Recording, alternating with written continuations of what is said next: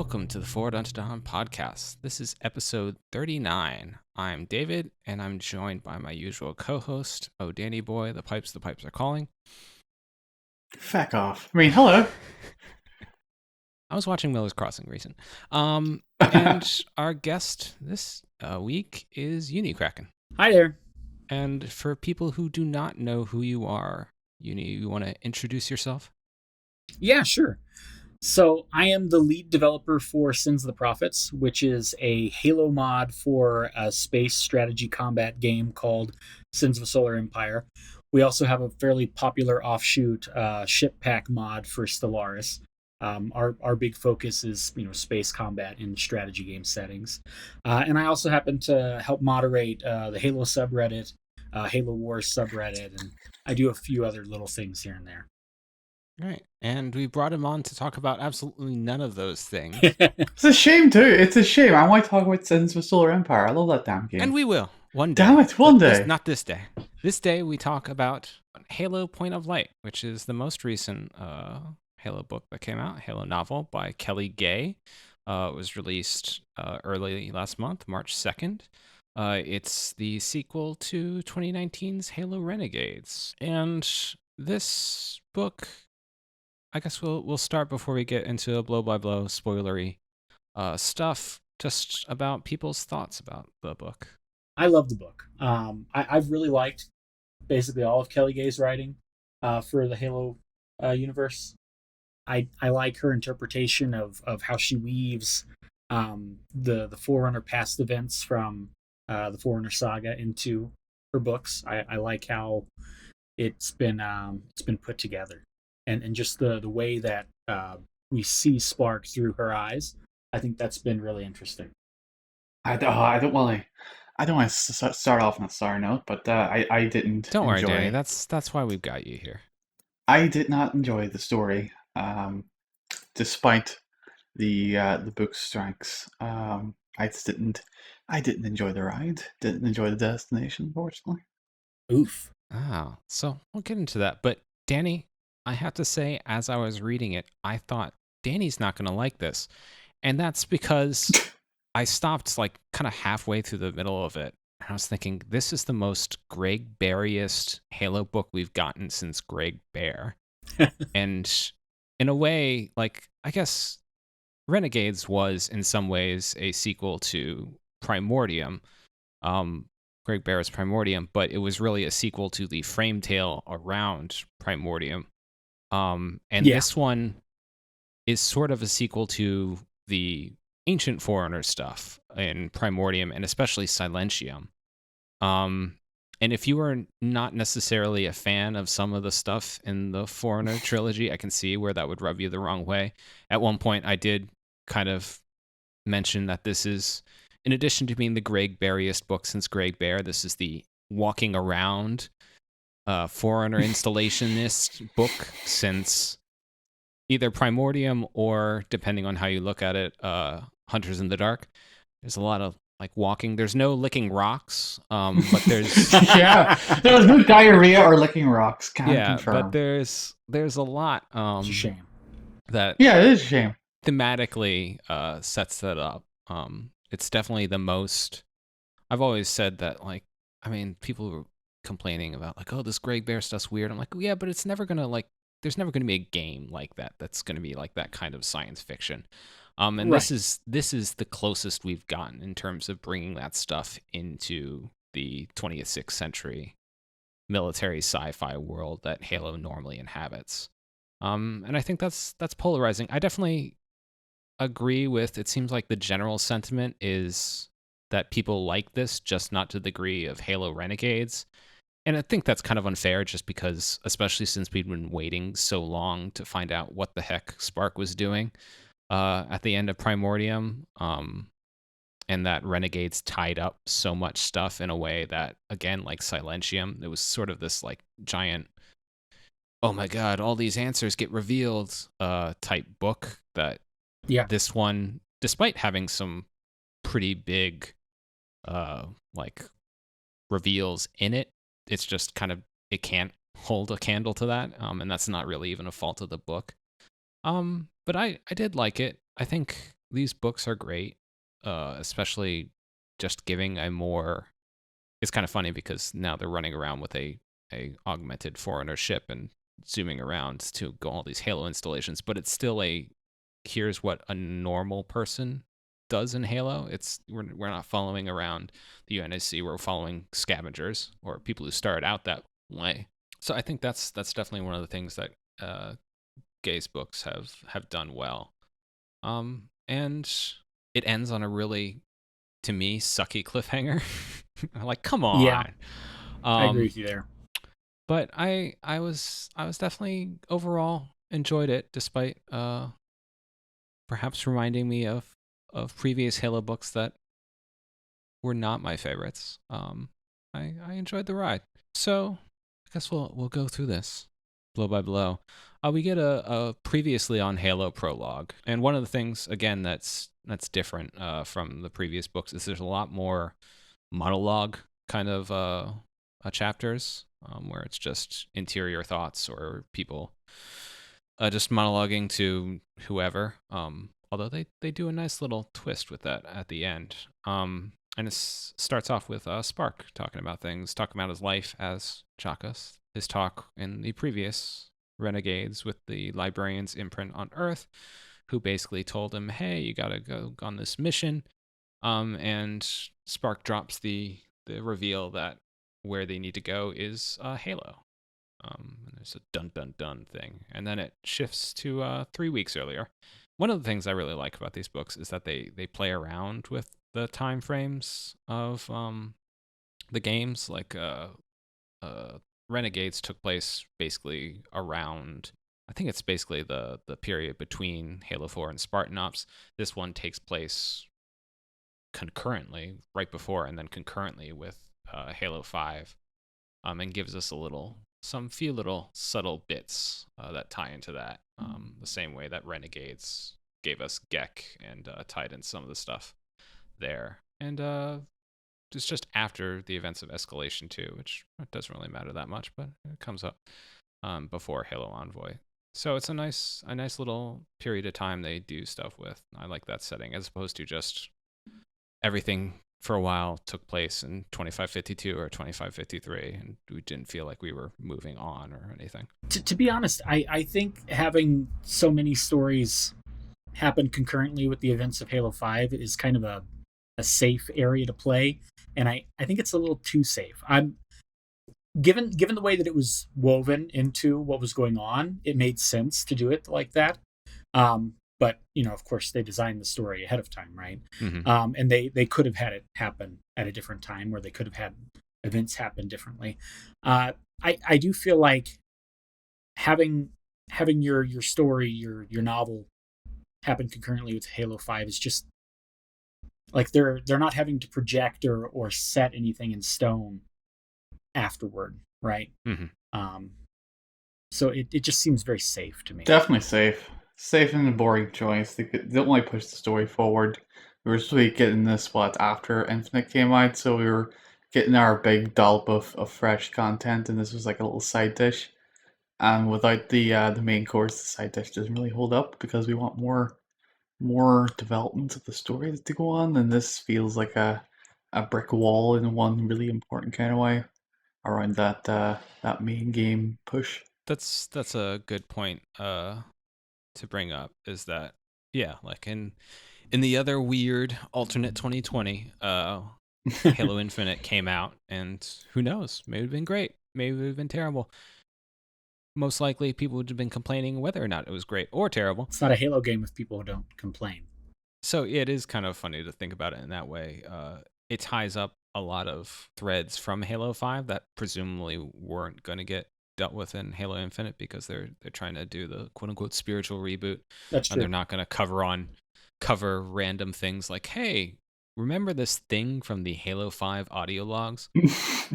So yeah, it's not compared to Shadows of Rage, which was obviously setting up a plot point for Infinite much clearer. This is definitely a bit aside, which honestly I'm fine with, just in the terms of I like when my books don't have to be a giant, huge event about show-stopping importance and stuff.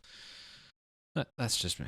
It works very well as a complementary piece of material. Problem is, we don't have the main course to go down with it. You know what I mean? So it's kind of it wasn't supposed to stand on its own, so it feels weaker by default. And it's not a criticism on it, definitely not. But you can see the context of which it was supposed to be presented has been altered, and you can't escape that.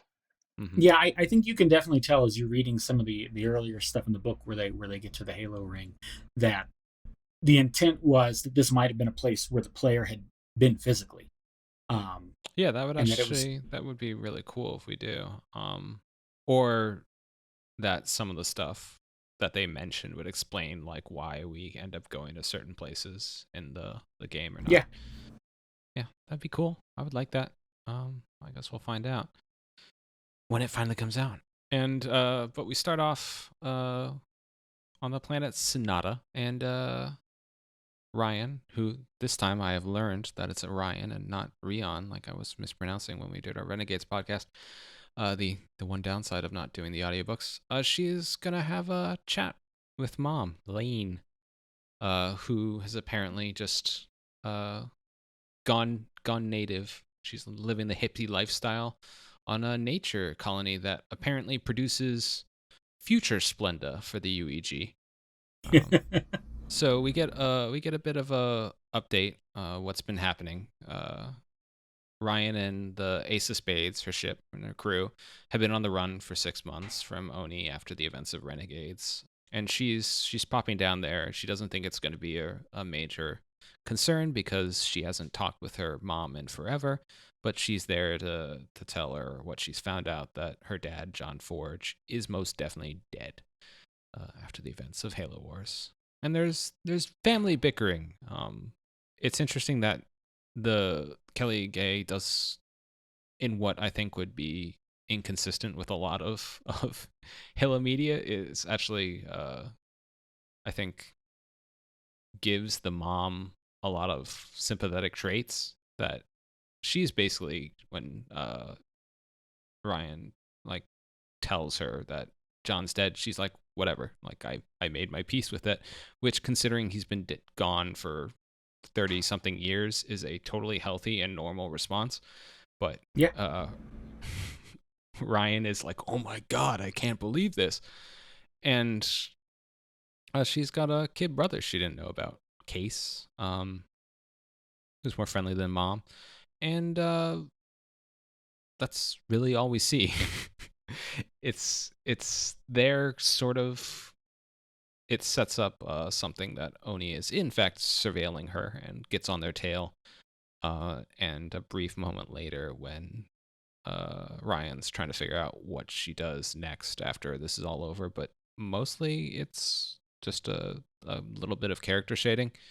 And I think this book does a lot better for me than some of the previous books in terms of fleshing out these characters. I really, every time they bring up the fact that her old partner died, I always forget. I'm like, oh yeah, that guy who was there and then immediately died and didn't have any real personality that we got to know. So it's nice that these characters are getting shaded in. I felt like that with most of Halo books, so maybe it's just me. Like it took me until the Thursday War to be able to tell all the members of Kilo 5 apart. Yeah, this doesn't really matter. Maybe it'll get followed up in a sequel. Maybe we'll go on future Splenda excursions. Probably not. Yeah, I didn't find the interactions between Ryan and her mother to be all that surprising. I mean, that's pretty much exactly what you would expect from, a widower and somebody who lost their father when they were young. I mean, obviously the Case, the brother, the younger brother showing up was a nice surprise. But I didn't find any of that interaction to be, kind of felt like filler a little bit. Yeah, I think you don't really need the detail except for, I guess, that Oni gets a message and tags Ryan's mongoose with a drone, and that follows into how they're eventually tracked. But really, we'll see if it comes up later. Maybe it doesn't. But they jump around to catch up with everyone else. So Nico is in the Alpha Miro system, and he's being blackmailed by an old partner named Bex. Doesn't want the truth to get out. And then on the Ace of Spades, Sparks continuing to monologue. I do say that it's not something I particularly noticed in Renegades because there wasn't as much Spark monologuing. But Kelly Gay is really good at writing 343 Guilty Spark. It's definitely one of those things where I haven't gotten the audiobooks because I just don't do audiobooks, but I can hear Tim Didabo doing all those lines in my head really well. I highly recommend it. I have the paperback that I got that I found early, and then I got the audiobook. Tim Didabo, I mean, incredible as Guilty Spark, and he does most of the voices pretty decently in this book. I mean, he's got a really great range, and so he can do male, masculine and feminine voices pretty decently. Yeah, Kelly Gay, I think she writes Guilty Spark really well. It's one of my favorite things about Point Light and Renegades is her writing for Guilty Spark and how he's interpreting things. I think he monologues a little bit much, but I think given that you're 100,000-year-old entity, you're allowed to be a little introspective. Can't disagree with that. That's definitely one of the strengths of the book is Spark's characterization throughout. It's consistent. It's strong enough, even if I don't like where it's going, but like it's definitely a pillar that the book stands on. Well, and he gets to mess around with the Ace of Spades crew, which is a lot of fun. And he doesn't lose the. He's not gonna kill everyone, but he could, and that's always the slight tension there. And it pays off. He's very deferential throughout the book to everyone, except sometimes nope, I'm taking charge. And there's not really anything you can do about it. And so while he is definitely grown to be a crew member, they also make pretty clear he doesn't know what he's going to do, but he doesn't want to see these people die. He's spending a lot of time thinking about the fact that he will live forever. And what does that mean? So this entire time they've been hunting around looking for possibly where the Spirit of Fire went. But that plot thread is not going anywhere in this story. Because Spark's hey, I got this life worker key. It's got a halo on it. We're going to go do this because you said you would. And Ryan's good sport. She's like, okay, fine. That's one of the most frustrating things about the Ryan storylines is that it starts off and she's so desperate to find at least some kind of information about her dad. And I honestly was hopeful and expectant that we would find out more about, obviously the Spirit of Fire in Halo Wars 2 ends up at, the Ark. How does it get there? I was really hoping we would find that out in this book, and they just say, oh, well, we haven't found it yet. And then they move on to the story at hand. And that's a little frustrating for me. As anyone who's played an RPG knows, you get distracted by that side quest, and then you can't remember, wait, what was the main story again? I've been 30 hours into running around killing hobgoblins. That's very spot on for this book, for sure. It is definitely a side quest that gets rolled up into something bigger. Yeah. But we do get we also get some nice stuff. It's one of the things I think that she does a great job doing Spark, but it's also the question of well, he's not just 343 Guilty Spark now. He remembers his life as Chakas, and what does that do as a personality? And Spark, he only remembers a little of his family, but we get some details about that. It's nice. Meanwhile, Ryan has been dreaming of the librarian since the events of Renegades, which, man, that sounds really terrible. I cannot imagine, hey, I've got this ghostly woman who just wants to control the future of humanity talking to me all the time when I go to sleep. It's not what I would recommend, but it comes up later. And actually a lot of the plot of this book actually takes place in dream visions. It does. You're right. It's kind of have this side vision quest thing that happens. But the Ace of Spades, all right, we're gonna go do this side quest, and they arrive at Emerald Cove, where Lessa is meanwhile pondering leaving the crew for higher education, and this was, I underlined as perhaps the most shocking thing I have heard in a Halo book. Wow, higher education, college. I have not heard anyone ever talk about that aside from like military academy. Yeah, I was about to say the only thing we've ever really seen talked about is military academy these days. Yeah, So that is interesting. Yeah, and she's like, "Oh, I could even go to Earth, to the fancy schools." And 343, Guilty Spark once again, or just Spark, sorry. Hard to have it to break. Proving that he's still a guy with few boundaries, has been reading everyone's mail, and so pops in and is like, "Hey, when are you going to tell everyone you're going to be leaving?" She's like, "I'm not ready yet."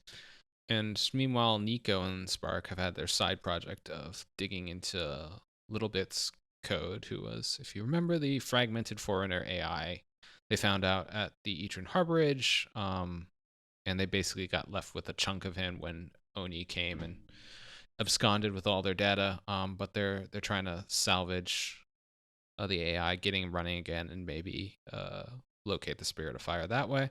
Again, not anything that's going to happen in this book.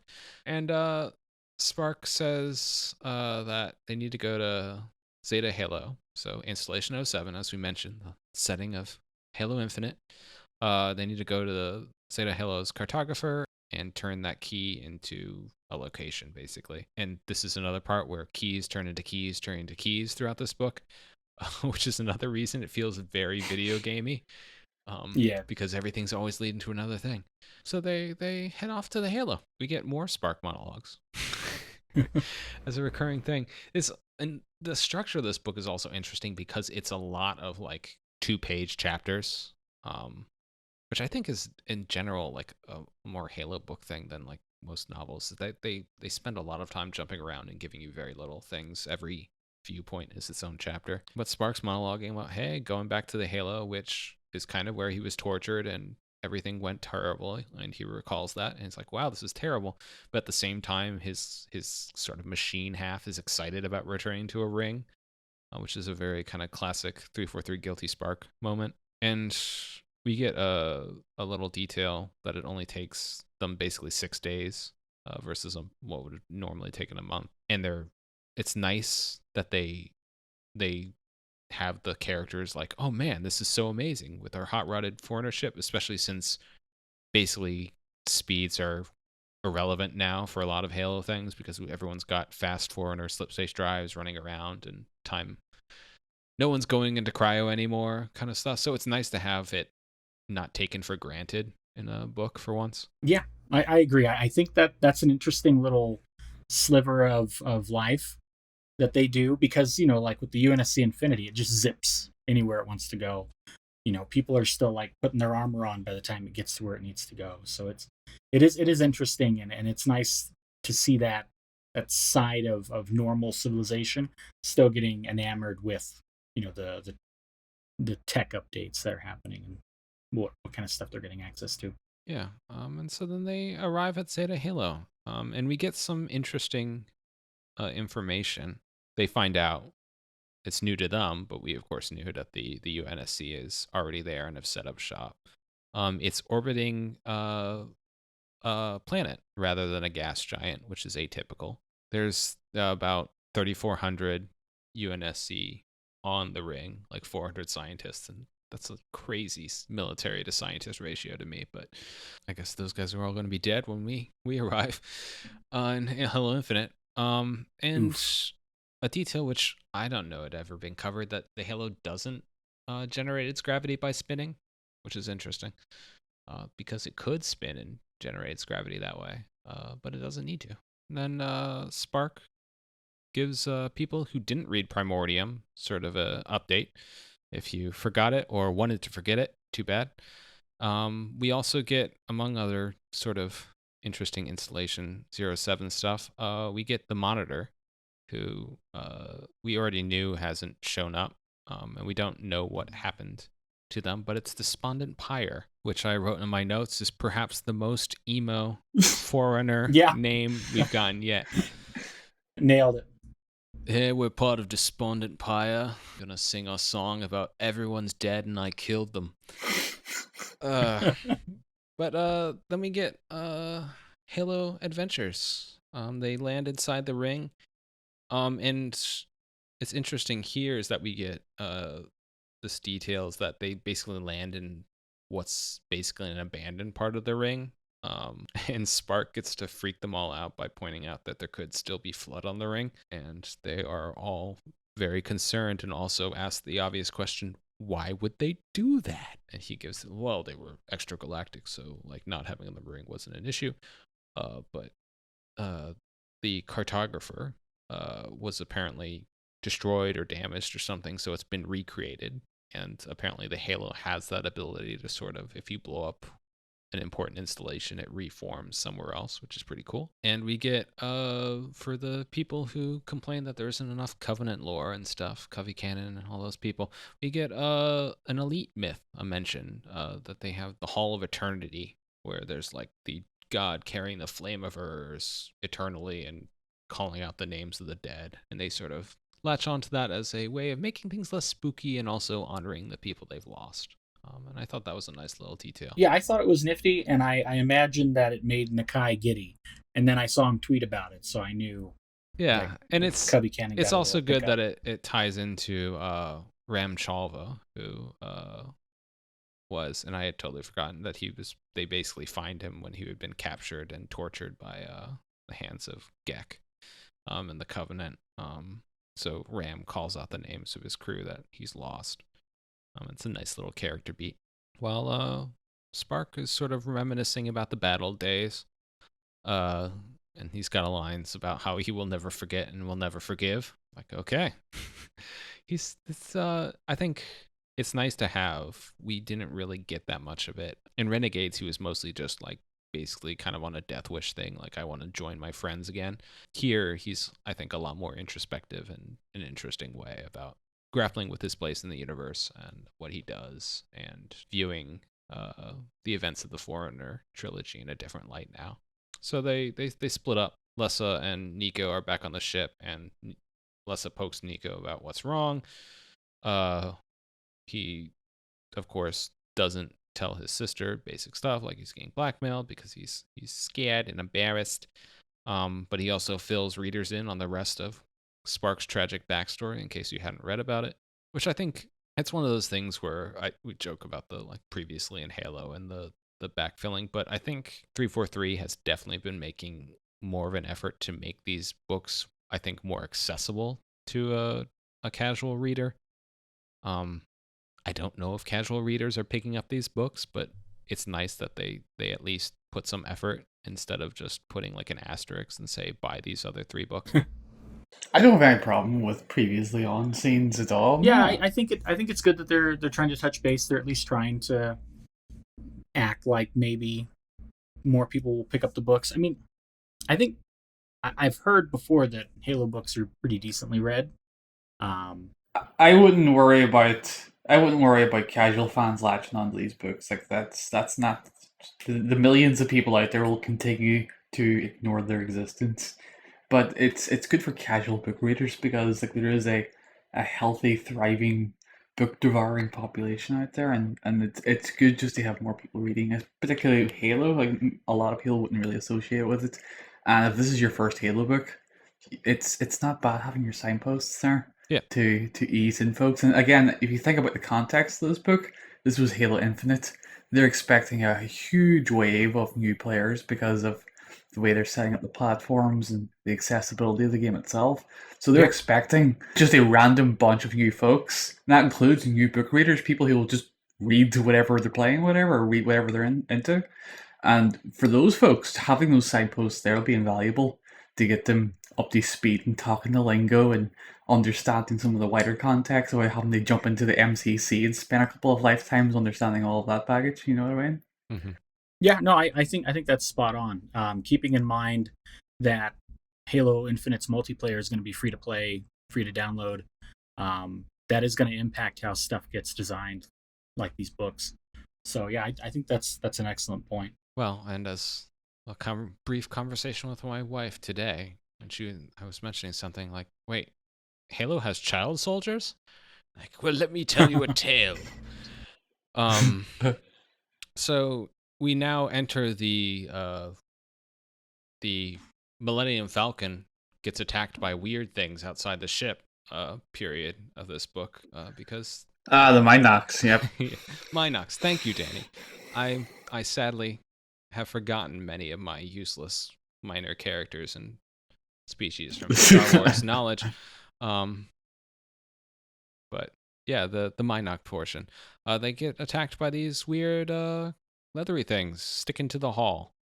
And at this point, I wrote, as we go to a new chapter, man, there's a lot of walking and monologuing in this book. And the tradition now of Oblivion, Primordium, and Hunters in the Dark, walking around large, giant spaces, just walking. It's riveting stuff. It's fucking riveting. All this space to walk in, and all they can do is just keep going forward. But they find an interesting thing is that, and I don't think they make it clear. I'm guessing this is one of those things where they just chalk it up to installation 05 or 7 being a different installation, since it was one of the original rings that all got destroyed except for that one. But that it's got the monitor is missing, but they find a destroyed sub monitor, and they later meet an active sub monitor who runs around and helps them. Spark, after a lot of walking, Spark repairs this elevator, and he has his PTSD flashbacks to Primordium. And I wrote, man, I am right there with him. But they find the control room is destroyed, and then they hear the distress call from the Ace of Spades. Ace of Spades basically just gets tipped over and narrowly avoids getting squashed. They zip down after all this walking. Luckily, they get like a little Forerunner hover ship to jet over there, so we were not treated with long periods of walking back. The creatures actually really sound kind of cool. They're covering the ship. They're described as goat-sized, weird black creatures with bioluminescent veins. And they basically lift the Ace of Spades and carry it back towards their nest. And that's when we meet the installation 07 sub-monitor, Adjutant Viridium. Viridium? I don't know. Can't read my own handwriting. Who scatters the creatures, which are called Tuliox. And she basically points out that they were pissed off at them because when they entered the interior, they burned some of their eggs that were out there. And oopsie doopsie. So, once again, man was the real monster all along. In my head, I pictured these things as like fruit bats with bug wings. I mean, that's kind of how they were described. Yeah, they kind of seem like large bats with bioluminescent wings. Is sort of how I saw it too. So the submonitor leads them to the new cartographer in the guts of where, and this is one of those things where, yeah, I'm not sure if we'll visit this in Halo Infinite, but it sounds really cool, so it'd be nice to. The new cartographer was built in the guts of where Mendicant Bias once resided, and now it's also the monument, which is a repository of basically all the essences of all the people who died on the ring. And the Tuliok absorbed the memories because they were feeding on these crystals. So not only do you not want to kill them, you're killing a person, sort of.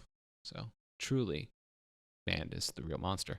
They also, a nice little detail was they sort of explained their retcon for the Halo 3 arc view of Installation 07 that it was covered in a mist, and it's not anymore. That was just a temporary thing. And the submonitor explains that the library gave them a purpose, and we get a name drop for the silent cartographer and sort of an explanation for why it's the silent cartographer. That they have like these shadow duplicates of places on the ring, which I thought was a totally random but kind of neat thing. It's not just a cool name; it has a purpose. Yeah, I think the addition of redundant systems on the ring makes sense to me. I mean, something that's 12,000 kilometers across. I mean, that it's big. There's room for places like that. And it also explains partially like why you don't seem to have to go very far in the ring to find stuff. Right. And we also, this is one of the little things that might come up in Halo Infinite or something else, that the cartographer is missing records. And that basically, it sounds like it was a deliberate choice to delete them. And no one really knows what's there. So what are they hiding? We don't know. Yeah, I'm really curious what that's going to end up being. That seems like a very deliberate plant. Mm-hmm. And especially since they wrap up so much of the Forerunner intrigue stuff in this book, I don't know where that's going to go. I'm sure we could find an off-beaten cave somewhere in Infinite, just a wee thingy that'll find some records Little or side something. quest. For feck's sake. Yeah, it's in there, I'll do that. So they use the key, which gives new coordinates and another key. And then combine the keys, and then you get a portal appears that sucks Ryan right through it. But Spark thinks quick and grabs the key, and then tells everyone on the Ace of Spades what happened. Basically, she's gotten sucked through this, but we can find her because it's great. It's no problem. At this point, Lessa turns on Nico because she thinks he's being cagey and sort of summon the creatures or whatever. Ram takes over. They scan the ring for Ryan, find out that she's not there, and they take off. And this is the first point of Ryan's inner monologue dream sequence, where a wild librarian appears, and we get sort of basically a vision of the East African planet Voi, I believe, is where it's supposed to be.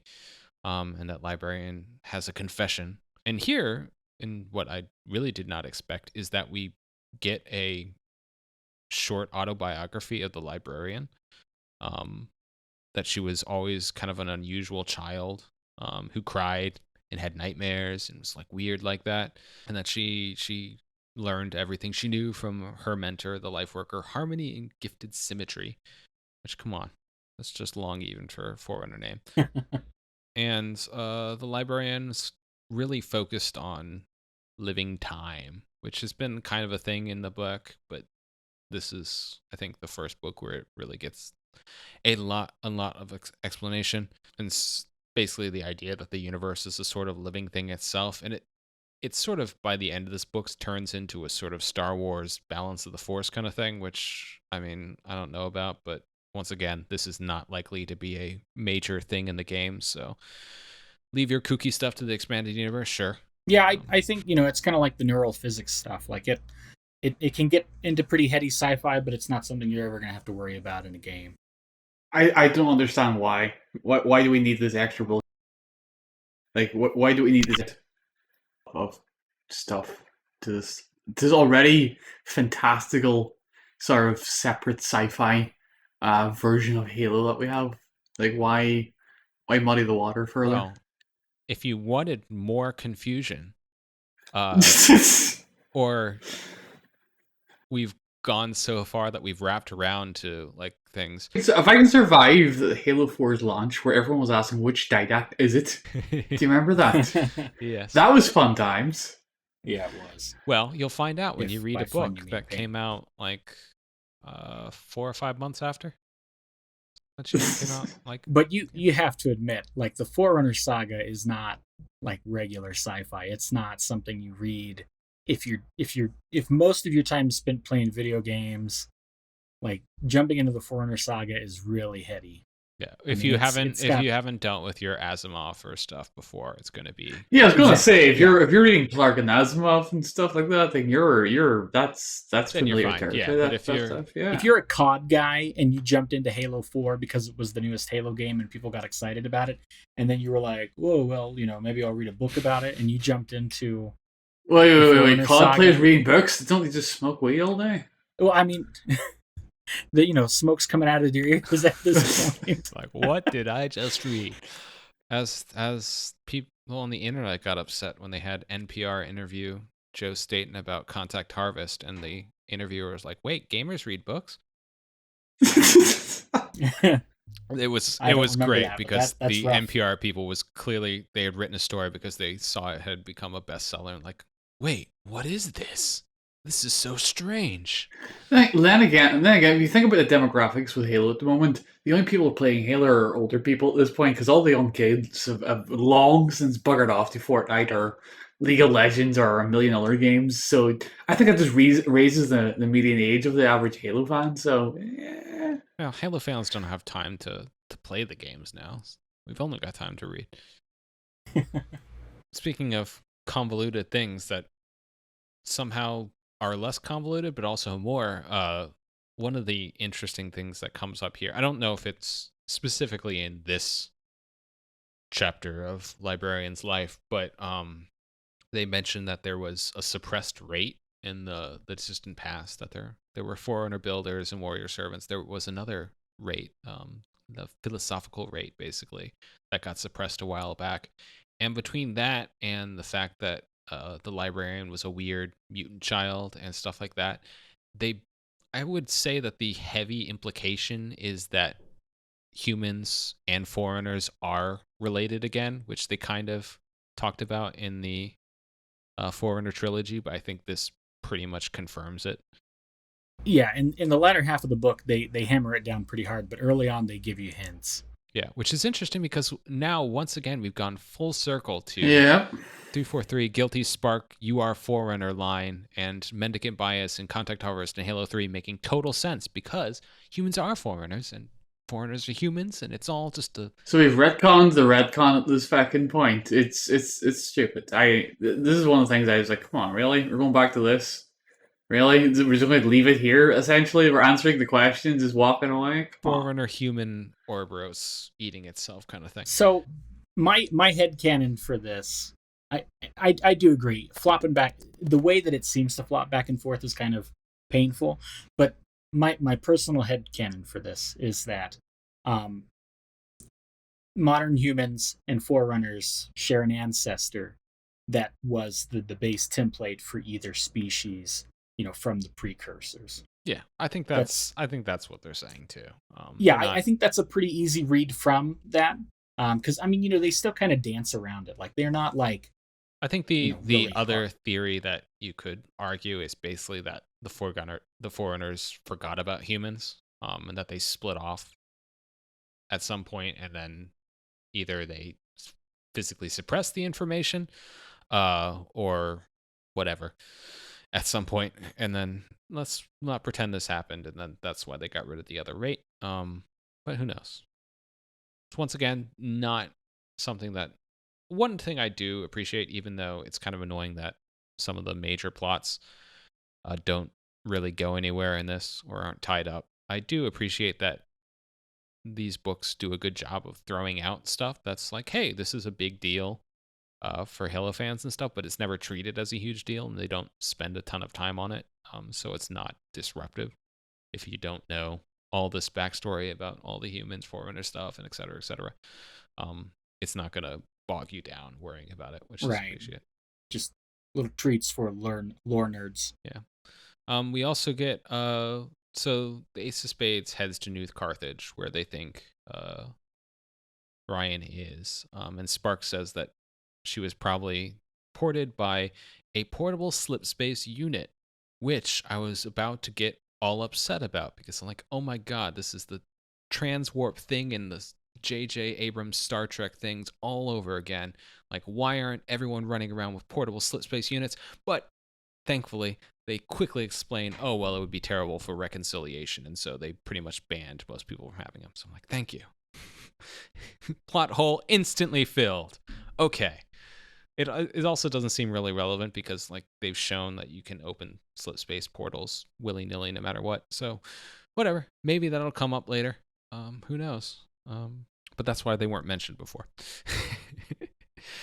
And the tricky thing that they find out is that the coordinates for where Ryan probably ended up are in the headquarters of the Hannibal Corporation, which are the makers of the best Halo 5 vehicle, Hannibal Scorpion, or alternatively Hannibal Mantis. I don't know if you like. Maybe the Oni Wasp is better, but I think it's debatable. Arguably one of the best. I'm pretty fond of the Hannibal Mantis, I gotta tell you. It's pretty great.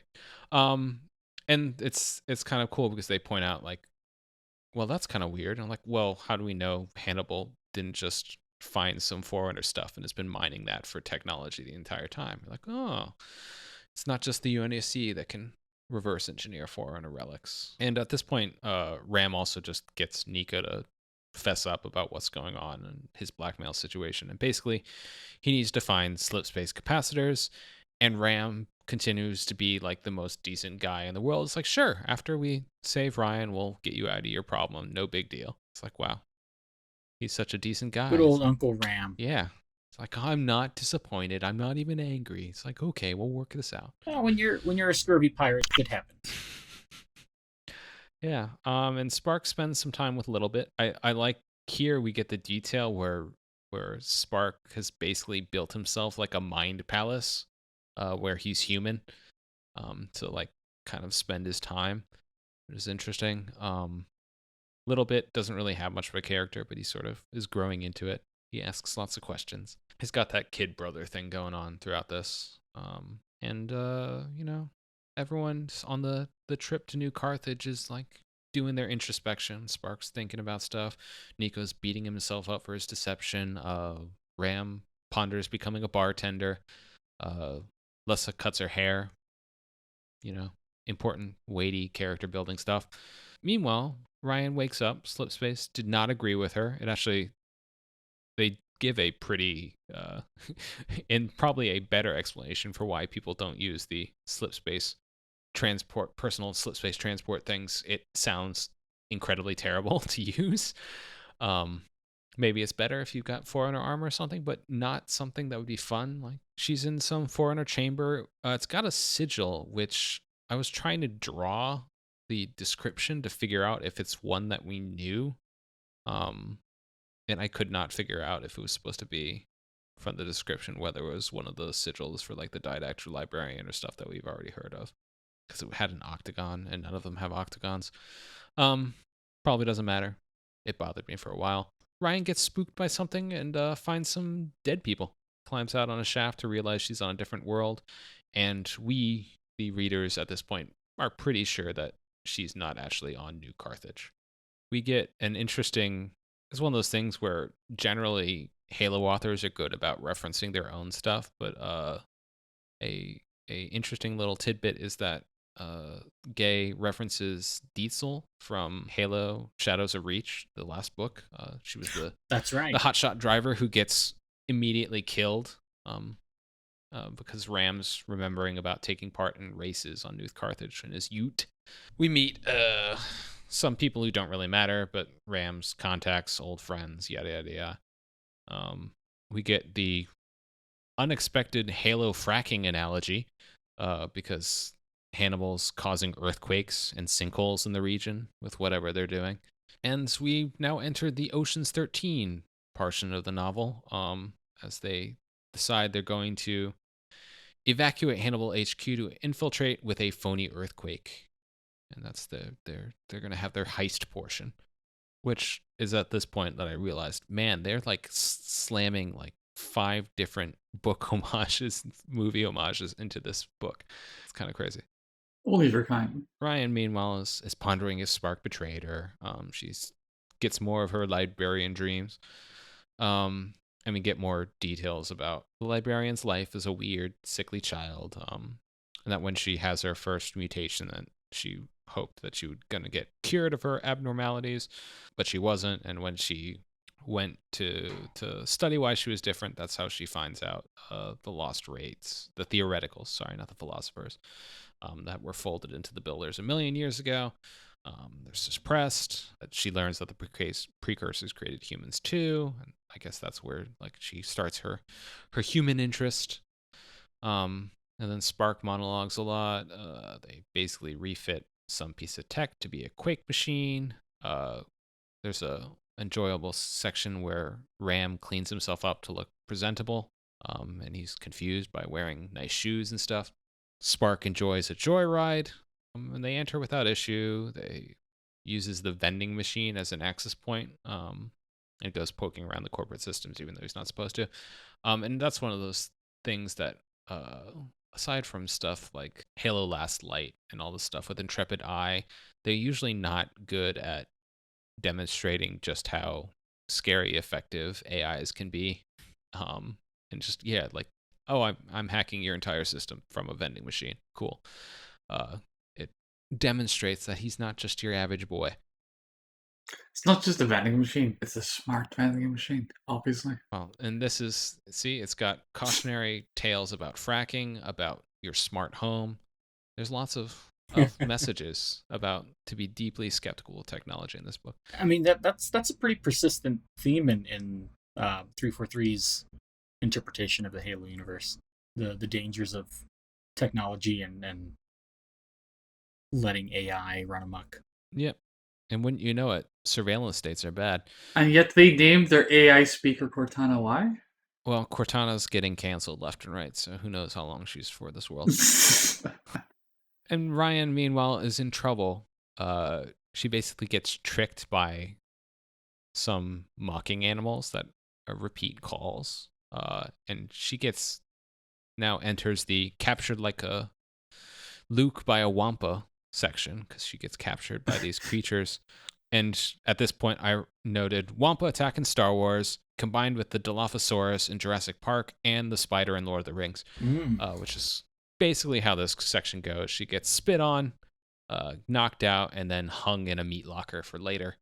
Meanwhile, the heist is going on New Carthage. Ram uses an active camo device, which I think is the first time we've ever heard of that kind of stuff being available for civilian use. And unsurprisingly, he goes down to the basement, and there's some Forerunner stuff there. But Spark points out that Ryan actually isn't there. But Ram uses the key. He gets another key. Shocking. And this one, Spark tells leads to Erebus 7, which is at this point, smart players with long memories will remember this is the setting for the Halo 4 Wargames map Abandon. And so we actually, if you remember those weird creatures in the tubes, you actually know what Ryan's gotten captured by. So that was a cool little bit. All this time creating real locations for all the Wargame stuff. It's nice to see them actually be real settings where stuff happens. But Oni is onto them. They scatter to draw off attention. Spark and Little Bit realize they're bugged when they bug out. And Spark is basically so pissed that he climbs out into the airlock in slip space and just rips it off the hull, which was kind of cool. And they don't do as much in this book as they did in Renegades, talking about how Spark is freaky in a armature carapace, but he does do a lot of stuff where he just instantly forms and walks around and does feats of strength and stuff. It's interesting. And meanwhile, we got more librarian dreams. And this time we're repeating the events of Halo Silentium. Librarian takes them to Path Colonal, which is the nearby galaxy where the Forerunners hunted down the precursors. This is just all about Librarian's secret. It's there. Meanwhile, everyone's scattered on New Carthage. Nico's on the run. At this point, we get the tie-in to Hunt the Truth in Halo 5 because everyone's talking about these seismic disturbances happening on all these colonies. And at this point, I wrote down a note. I'm not sure actually if Hannibal was the one causing the earthquakes or was the Guardian slowly awakening. It's never actually made clear. But he gets grabbed by Bex, his blackmailer, who surprisingly is not trying to sell him out to the guilds, but has wealth redistribution on her mind because Alaria, our planet, is doomed without terraforming. And so the blackmail is basically to get supplies that she can use to terraform the planet, which was an interesting touch. And once again, that doesn't go anywhere in this book, but it's an interesting character motivation we really haven't seen. I also think it's an interesting pressure point for that particular colony, given that, with Cortana's rebellion, she's trying to get collaborators and get people to buy into what she's doing. And so, offering to help terraform a busted-ass colony would be a pretty powerful motivator. Yeah, and it points out, as much time as we spend talking about what the UNSC is rightfully shitty, they point out basically lots of people wouldn't want to leave. It's their home, but also who's going to get them off? The people who control the planet are interested in basically sucking them dry rather than dealing with the long-term solutions, which is your climate change analogy for this book. Yeah. And suddenly Nico has she's actually doing good things. I'm surprised. All my ideas are different. Meanwhile, Ryan gets woken up by some eyeball flicking jerks. Yeah, that that was the yeah. most random. That was a thing. Yeah, God, I was like, ooh, not the eye stuff. Eye stuff is bad. Ow. But it's humans. They're the stranded Oni personnel who are attacked. Once again, humans are the real monsters because they only got attacked once they started capturing and experimenting on the anglers.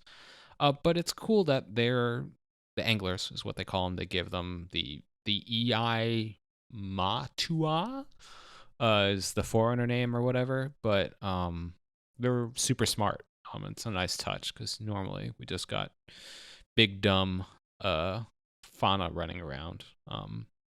But they're super smart. They like lure them out with their mimicry abilities and kill most everybody. And now they're on the run, but the Oni personnel save Ryan, and she's like, well, I got a ship coming. Meanwhile, Oni's captured and interrogating Ram and Lessa. Not really anything that happens there, but the Ace of Spades arrives at Erebus. Spark talks about the completed key, which is an interesting point where basically all these keys have been nested together and they form the Eld, or the tree mark, as they call it here, which is the classic Halo symbol that they used for everything, and then finally explained in Halo 4 that it was related to the mantle. And the Ace of Spades lands. They get into a confrontation with the Oni guys. Ryan plays Spark off as a Forerunner robot and basically tells them to pretend like they've got the rest of the crew so they don't try and mutiny, take over. And they pick up all the other the remaining survivors on the planet.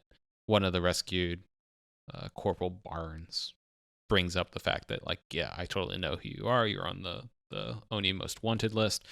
But they, like, tacitly, because she did just save their bacon, he doesn't say anything, and they just drop them off at a mining station. And so we're done with the Halo 4 War Games portion of this.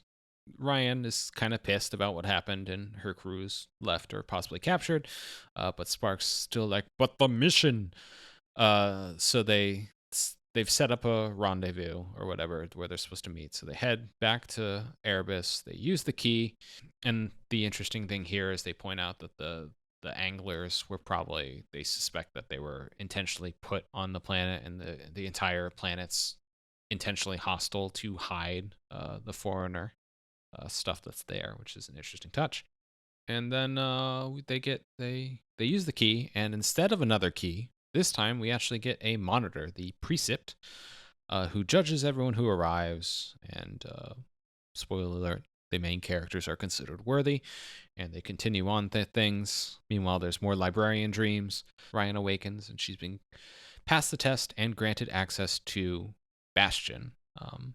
So that's where the Halo 5 audio log tie-in comes in, because we get on Genesis, we get all these details from some Forerunner trying to reach Bastion, and now we find out what it is, but not yet, because they're just spending all this other time back on New Carthage, where again Ram and Lessa are going to be hauled off to some Oni black site, which is one of those things that, since we had Hunt the Truth, that is way more horrifying now that we know what it's like. And I kind of questioned the fact that they didn't secure them better, because she and Ram are going to be loaded off onto the ship, and then they get the Tremor Ex Machina as the guardian on the planet emerges, and that enables their escape. But the interesting thing here was that we sort of got a bit of it in Legacy of Onyx, and we sort of saw some of it in Halo 5, but here you get the ground eye view of what happens when the EMP knocks all these ships out of the sky. Yeah, it's pretty horrific.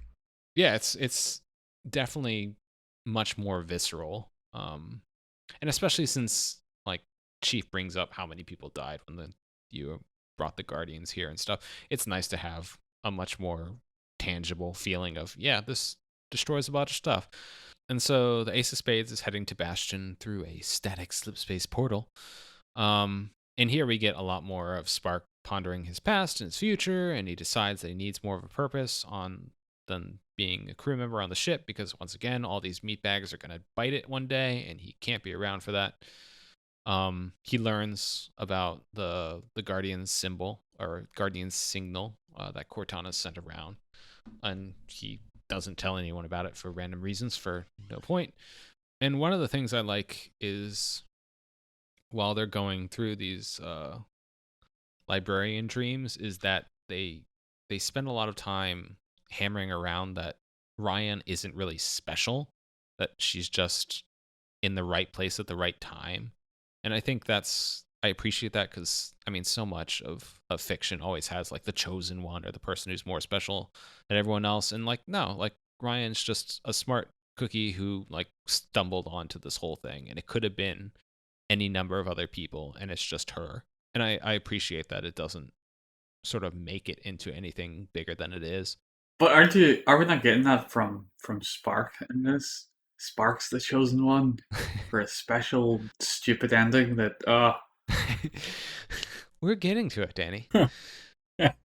I'm just saying, you're touching on that. It's like, really? Well, but it's still subversion because it's not the main character who's the chosen one, or it's not the human. It's not the human this time, or I guess it kind of is, but Spark is definitely a main character in this book. I think that's and fair he's to kind of say. half human.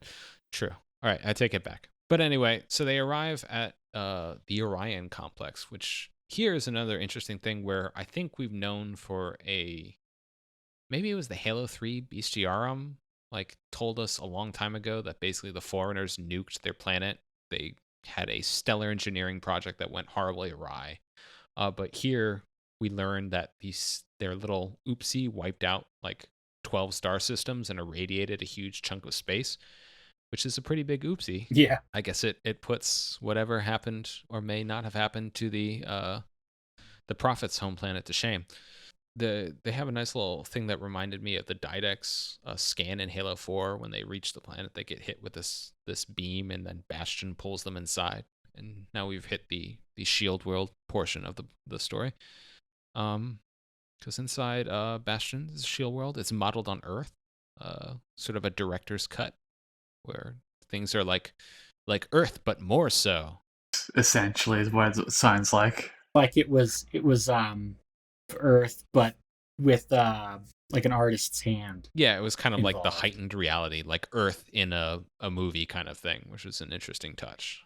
Here we enter the part that is probably the most cribbed from Primordium, where they meet the Genamender, the Forerunner monitor on Installation 07. Because here we've got projections of 3 monitors: Birth to Light, Dawn over Fields, Clearance of Old Forests, and then Keeper of Tools, who shows up later. And they freak them out initially because they project their human forms, but they're just monitors. Yeah. Or sorry. Yeah, Forerunner forms. And Ryan has a moment of, again, like, why it's nice having normal people in the Halo universe, because she's like, whoa, this is freaky. Giant aliens I have not seen before. And that she, at one point, I don't know if it's here, she kind of like mentions like, wow, I can see why like our ancestors worship them as gods, because they've got a lot of power. They're imposing. And we learn that these essences are, or they're not essences, as it turns out. They're basically just like, I don't know if they're dumb AI equivalents or whatever, but they're not the super smart librarian copy things that she leaves everywhere. Yeah, they seem like they're smart AI based on their internet history and their cookies. I mean, that's what it sounds like. They're chatbots based on they're basically based on the people, the librarian's crew that went with her, as seen in Silentium, to Path Colonna. Except for, as we'll find out, Keeper of Tools. But they're the caretakers of Bastion, and critically, Bastion has no central AI as sort of a mitigation effort against the Logic Plague and the Mendicant Bias and stuff at the end of the Forerunner Flood War. And they have a brief, kind of pointless interlude where they wait for the final guy, Keeper of Tools, to arrive, which mostly just seems to exist so we can get our first ever franchise Forerunner sofas, um, and love seats and stuff, and Ryan gets hard light space magic explained to her, and then just is kind of a kid in a candy box, like making things randomly. So what you're saying is this is just a buy-in for the future merchandise we're going to be getting. Yeah, we're gonna get Forerunner footstools. It's gonna be great at Next Outpost Discovery. Yeah, and because Ryan's deeply tortured, it takes her like 5 seconds to tire of this and be like, wow, what if I could bring my loved ones back? And realize she can't. And then it's all sad. But the Keeper arrives. And at this point, we find out that he's the guy from the Halo 5 audio logs. And he arrives because he was stuck on Genesis the entire time. And he's kind of a dick, is the main defining feature. He's, unlike the other ones, he's a direct imprint. So he and Spark, at some point, he mellows out a little and bonds with Spark because they're both kind of the same tortured, weird, half Forerunner, half machine things. Or half Forerunner, half machine, half human in Spark's point. But so he arrives and he tells them basically they need to immediately move Bastion because Cortana's out there and they don't want it to find it.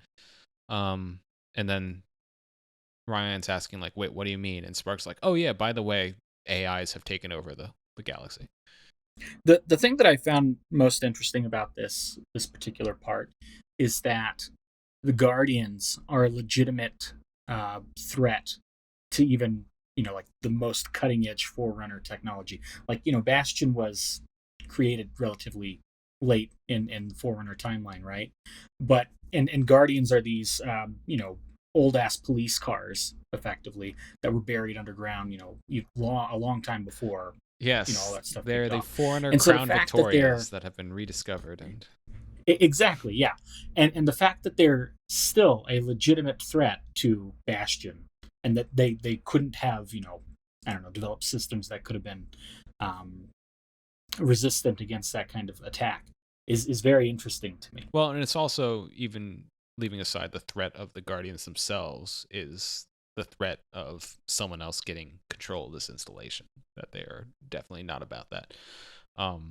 Yeah, if Cortana gets the Wi-Fi password, the whole planet is better not just be pretty fly for a Wi-Fi, because I want to get guessed really quickly.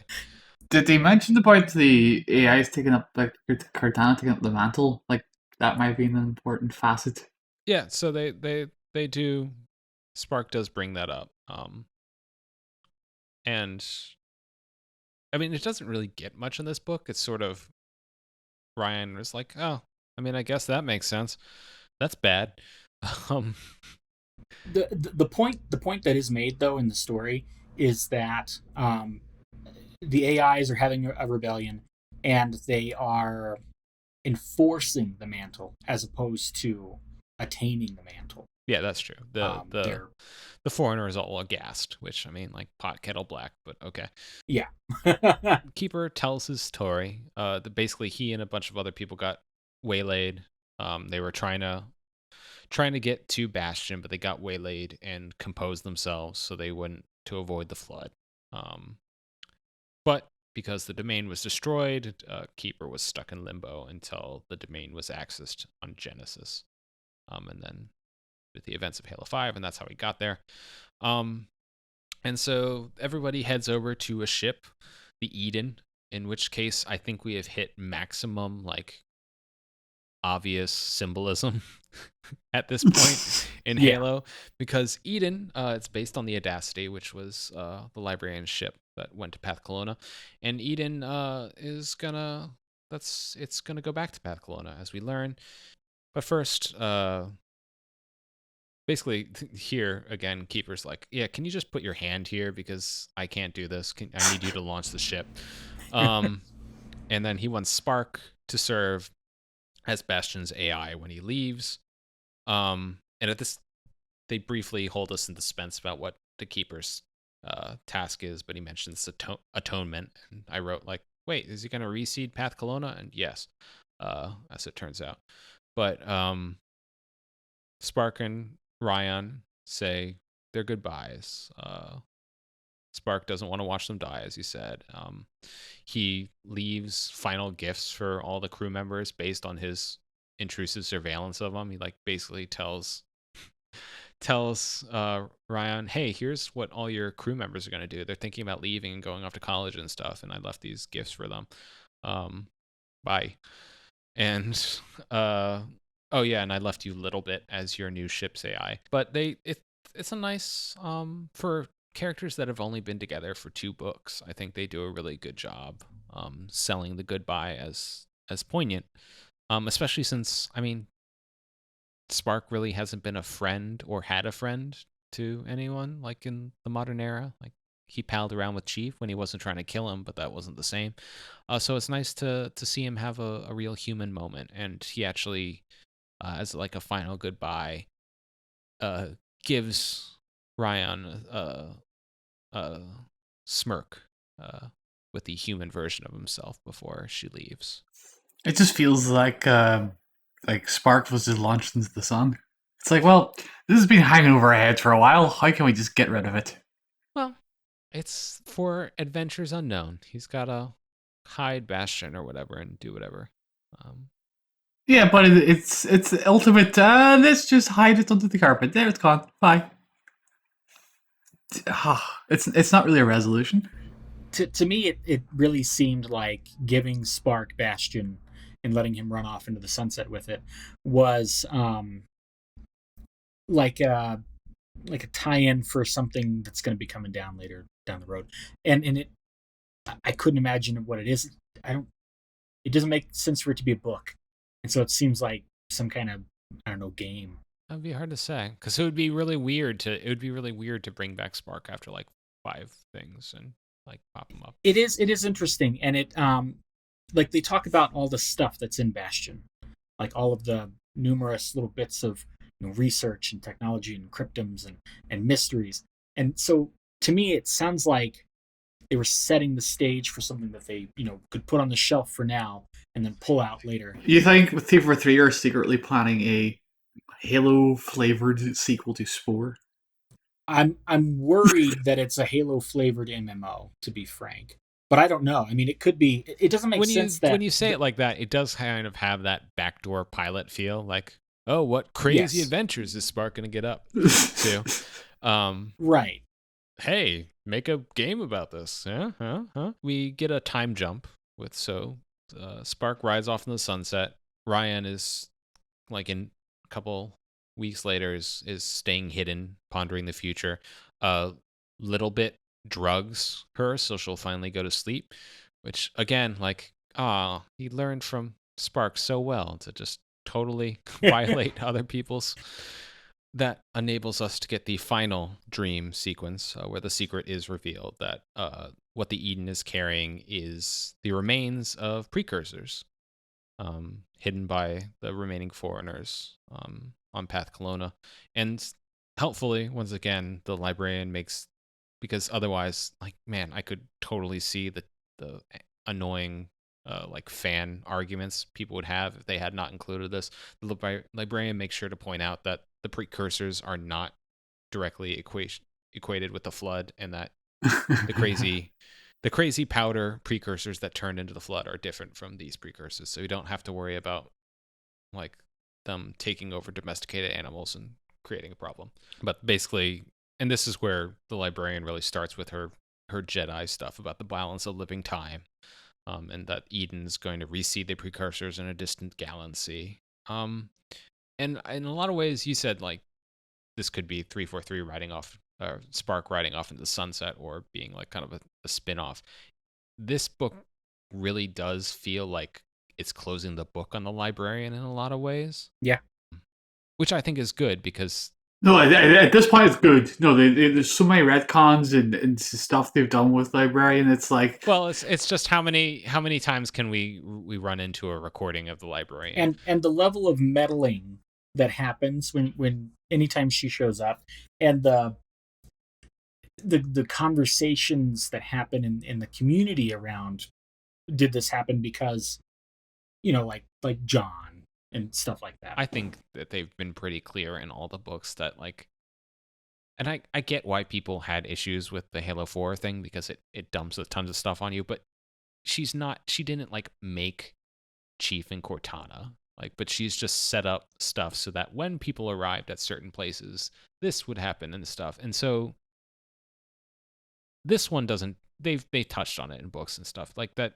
She is kind of a dick, and that she is kind of just a reflection of Halsey in many respects.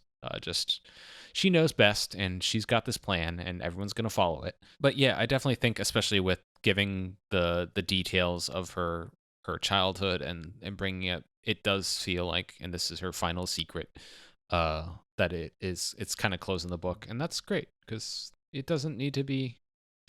She doesn't need to be actively running around telling people she's meddled to be meddling. Yeah. Yeah. And though we get an epilogue. So all the details about what Lessa, Nico, Ram are doing, they got killed by the Guardians, etc. Who knows?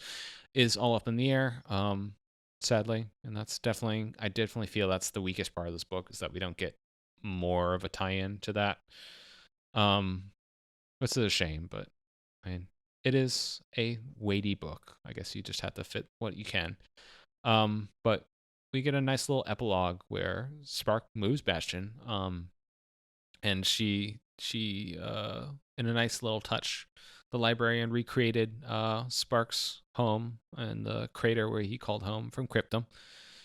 And he has a nice little fourth wall break, basically, where he turns out he's not been monologuing to himself, but basically to the reader, and says that his story has only just begun. Mm-hmm. Yeah. Yeah. So I mean, the kind of lack of resolution on a lot of plot points stinks. But I guess at this point, whether it takes 2 years or 12 years, we're gonna get a follow up. Seems like they're not running out of Halo books anytime soon and wrapping up old plot threads. So it'll be good to see the Spirit of Fire, or Ace of Spades crew again, and I am hopeful that we will not be waiting a bunch of years for that. I am really hopeful that we'll get to hear more about it. I've enjoyed the characters from this particular branch of the series. One of the things that I did notice about the overall story is that we meet a ton of AIs, and they're all mentally healthy. One of the older themes was that, none of these AIs were really meant to run for 100,000 years, and they all break down, and then that's kind of fallen off. And now every AI we meet is just, they're just doing great. They're fine, and they're making good choices. And well, a lot of them had just friends to hang around, and apparently, it's true. Sounds like Keeper, whatever, basically had no idea. He was just in limbo for 100,000 years. Which is a nice touch too, where he talks to Spark about like what it's like waking up and you're in a whole new world where everything's changed. He's kind of like an AI out of time, Captain American it. Yeah, and like I said, this I think it's probably doing like 3 things more than it should. But I like all the parts in isolation, even if they don't quite hang all together. And I'm excited to see where it goes next. Is this where we talk about why Dani hated it so much? Yes. Do you want to unload now, Dani? I don't mean to unload. I think we touched upon it with Spark's journey, where it ended up, and how unsatisfactory we've all found it. Like I enjoyed Spark immensely throughout the story, but didn't enjoy the story as much as I enjoyed the character. The jumping from planet to planet as you get bounced around to pick up junk felt very video gamey, mm-hmm. in the worst way. Like, that's not the stuff I enjoy from video games. And so that was a little rough. Overall I enjoyed the story. I like Ryan. I like her efforts to figure out what happened with the Spirit of Fire. I like Guilty Spark. I think they've really been able to humanize him in the books. For the obvious reason that he gets his humanity back.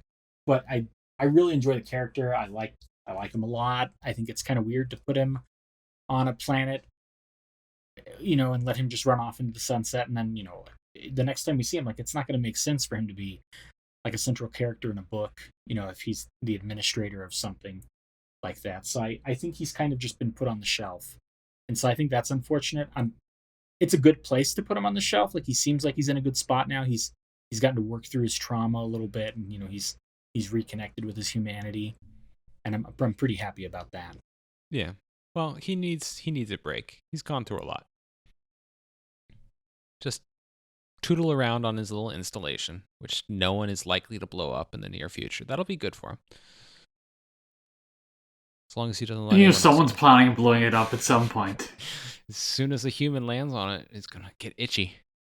Well, I do hope that if we do get a future installment with Ryan and the Ace of Spades, that especially since they've, I feel like, made it pretty clear that they're not interested in doing a Halo Wars 3, unfortunately, that hopefully they do find the Spirit of Fire and like maybe we get a wrap up for their story in a book. That'd be great. I think that would be good. It would be nice. And, she could show up in, I don't remember the name of it, but the other book that's coming out towards the end of the year. Divine Wind?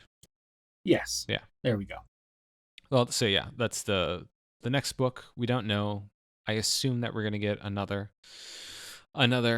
Kelly Gay book. But the next one up is Troy Denning's Ferret team.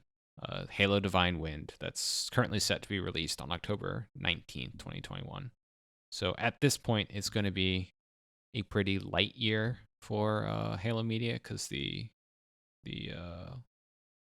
television series is coming out in 2022 on Paramount. We'll see if they add more stuff. Maybe one of these decades they'll sync everything up so it all happens at the same time because they have a TV show, they have a video game.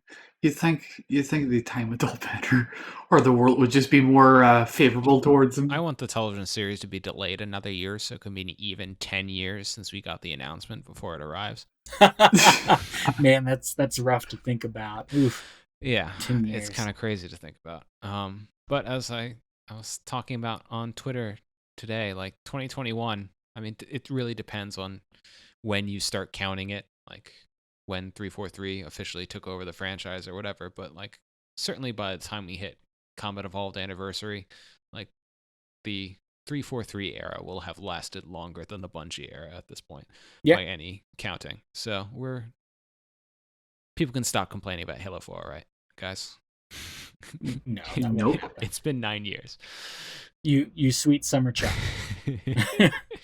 Yeah, I feel like we say every year, like, oh, maybe there's not going to be as much media this year, but maybe they'll come out with a bunch of stuff. But we got a Halo Infinite coming, so that'll be enough to tide us over. You hope. Yeah, we're at Forward to Dawn. We're gonna have stuff. I say every year, but we should have some different podcasts for you guys. What's going on in the Sins of the Prophets world, Uni? Well, right now we're working on Sins of the Prophets version 2. At least that's what we're calling it internally right now. We're trying to reinvent the wheel, I guess. We're going back through and looking at how our systems work and how we've designed ships and roles, and we're trying to make sure that we're making the best RTS game on top of the game that we're modding that we can, utilizing as much of it as we can.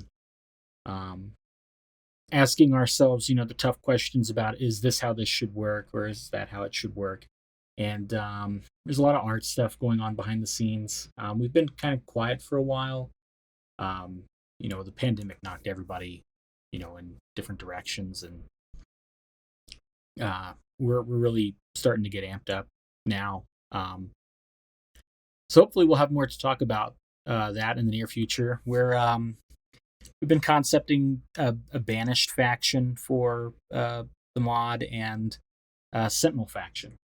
We're still working on the finer details of that, but we are doing a lot of concept art right now for what those units need to be in a space RTS. Because most of the time that you're interacting with Sentinels, it's the little guys. Mm-hmm. Cool. All right. And you can find out more about that at Sins of the Prophets on Twitter or wherever else. Yeah, Sins of Prophets on Twitter or sinsoftheprophets.com. Cool. All right. Well, thanks for joining us, Uni. I'm happy to be here. Appreciate it. Yeah. You can find show notes, links for everything we talked about at forwardtodon.com, as well as our articles, other stuff. Read things, not just listen. You can find videos at youtube.com/forwarduntodon and follow us on Twitter at forwarddon. And catch this podcast on wherever you find podcasts, Stitcher, iTunes, etc. Thanks for listening, and we'll see you next time.